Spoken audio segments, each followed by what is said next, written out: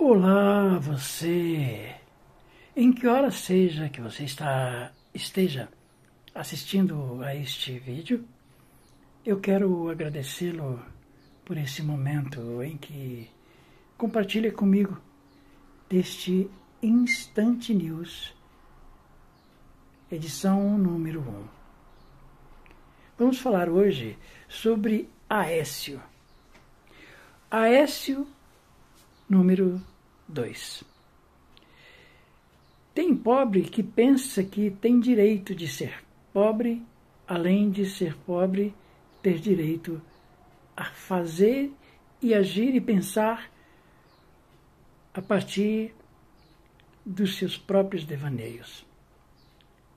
Esses pobres, muitas vezes, são pessoas com problemas de ordens emocionais graves e que se encosta em pseudos ricos ou ricos de verdade para cometer crimes e, na hora do julgamento, ninguém lembra de suas condições, nem mesmo aqueles que os ordenaram, aqueles que o fizeram se dispor a ser criminoso.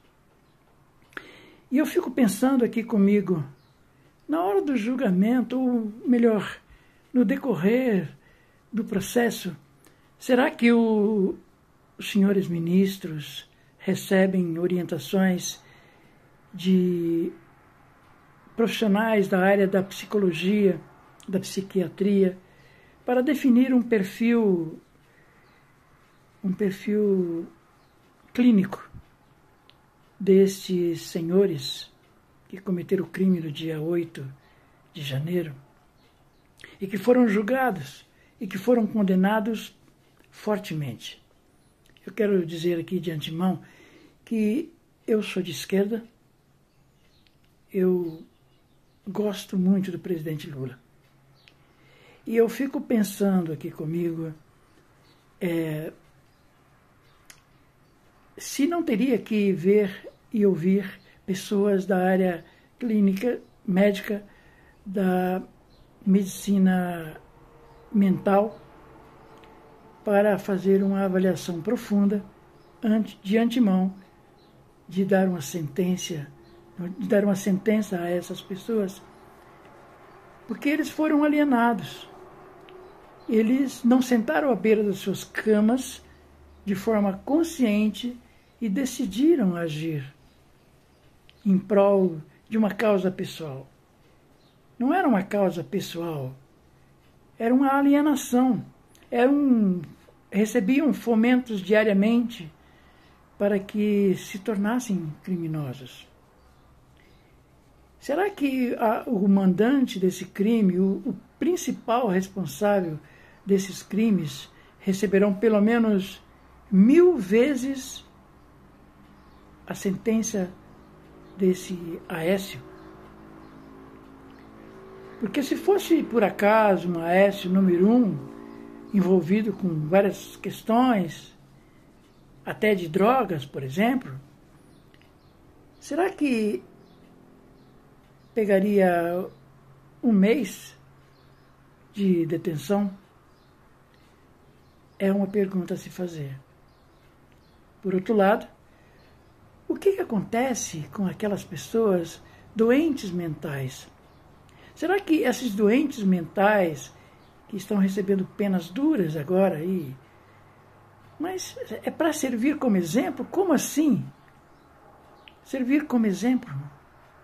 Onde é que está escrito na lei do nosso país que as pessoas devem receber penas por exemplo, para que sirvam de exemplo a outros? E todas as penas já dadas a todos os pobres desse país e de todos os outros países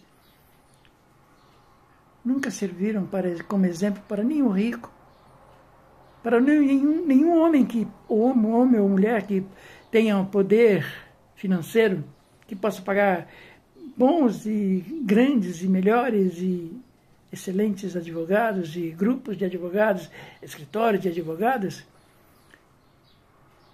resolveram alguma coisa. Qual foi o exemplo que essas pessoas assumiram para si para não cometerem crimes. Os crimes são cometidos por pobres, são cometidos pelos pobres, são condenados para servirem de exemplos. Para quem? Para os pobres. Será que é porque esses pobres não têm realmente condições financeiras para pagar a justiça? Então eu fico muito triste com essa condenação. Acho que é muito brava, muito forte essa condenação. Tudo bem, ele realmente cometeu crime, sim. Quebra-quebra, outros crimes que estão ali listados, possa ter cometido. Mas se trata de uma pessoa pobre. E que servirá como exemplo para quem? Para ninguém. Porque a partir do instante que a pessoa estiver alucinada, estiver com um problema mental ou aliado a uma questão, principalmente ludibriado por pessoas ricas, a partir deste momento, não há palavras em termos legais que o impeça de fazer. Não haverá. Depois que a pessoa ficou alucinada, alienada e alucinada, e tomou a decisão de cometer um crime, seja de matar, de morrer, de quebrar, etc., essa pessoa não está mais preocupada com o que a lei diz. Então, primeiramente, precisaríamos nos dar o direito de pensar em um tratamento para essas pessoas. Essas pessoas estão doentes.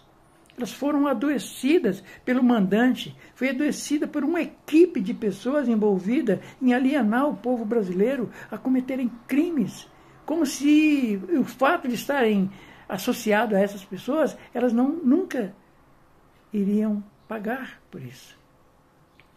Mas essas pessoas de antemão já estavam adoecidas. Elas só precisavam de um gatilho, de um incentivo para as suas dores ser extravasada através de qualquer outra coisa. Então, eu não acho justo as penalidades que foram dadas a essas pessoas. Não diante da negação ou da inexistência de um tratamento psicológico para essas pessoas. Essas pessoas precisam ter suas mentes ressignificadas através de PNL e outros tratamentos. Elas precisam ser vistas não dessa forma, simplesmente como se de per si a pessoa fosse maligna. Não são. Não são. Existe todo um histórico atrás de cada ação de cada cidadão brasileiro. E as suas revoltas são acumulativas. Elas vão acumulando no ser humano. E chegam finalmente quando você tem ainda por cima uma incitação constante e severa em cima dessas pessoas. Durante todos esses últimos 4 anos que se passaram no governo anterior, nós recebíamos na palma da mão milhares de informações falsas e mentirosas que nos levavam a revoltas impressionantes. E então? Como fica isso? E os mandantes? E os NES? Né? E os NES? E os militares? E os militares NES? Né? Como é que ficarão para eles? Quem vai responder o quê para a sociedade? Quem vai fazer justiça de verdade em relação ao 8 de janeiro? Obrigado por ter assistido a esse vídeo e agradeço imensamente. E você está aqui no Instant News. Nesse Instant News de hoje, falamos sobre a questão da penalidade imputada aos 3 primeiros condenados do 8 de janeiro. Nunca deveria ter existido. Simplesmente, se o mandatário anterior tivesse pegado a faixa e colocado no presidente Lula e dissesse antes, não, realmente nós perdemos e ele ganhou. veja quanto sofrimento estaria findado. Grande abraço. Muito obrigado.